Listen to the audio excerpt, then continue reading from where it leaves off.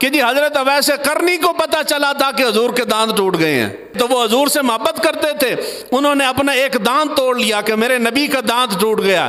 फिर ख्याल आया कि शायद जो मैंने तोड़ा है वो हुजूर का शहीद ना हुआ हो, साथ वाला हो गया हो, तो उन्होंने फिर साथ वाला तोड़ दिया।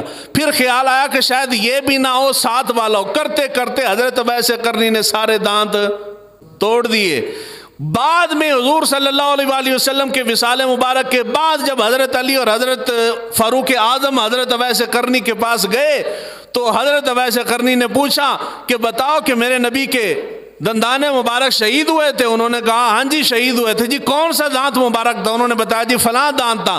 तो हजरत अवैस करनी ने अपना मुंह खोला, आपने फरमाया कि देखो नबी की मोहब्बत में मैंने कोई दांत सलामत रहने कोई नहीं दिया।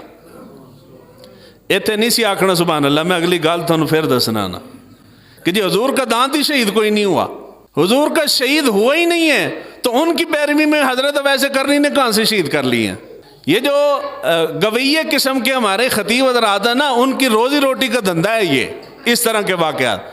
हजरत अवैस करनी ने कोई दांत नहीं तोड़ा अपना, हुजूर का दांत शहीद नहीं हुआ जी। और हुजूर सल्लल्लाहु अलैहि वसल्लम की पैरवी में हजरत अवैस करनी ने भी अपने दांत शहीद नहीं किए है। जितनी कहानी है सारी कहानियां हैं, इनका हकीकत के साथ ताल्लुक कोई नहीं है।